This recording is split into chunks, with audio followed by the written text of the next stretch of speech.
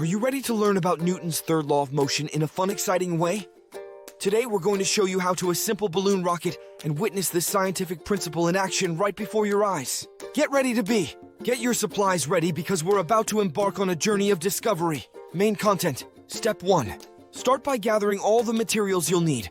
A long piece of string, a straw, tape, scissors, and of course, a balloon. Step 2. Thread the string through the straw and tie it securely at both ends.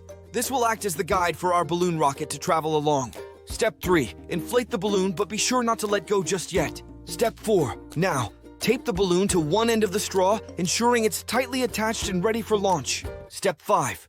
Release the balloon and watch as the rocket zooms along the string, propelled by the air escaping from the balloon. Step 6.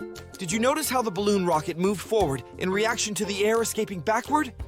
That's Newton's third law of motion in action. For every action, there is an equal and opposite. Step 7.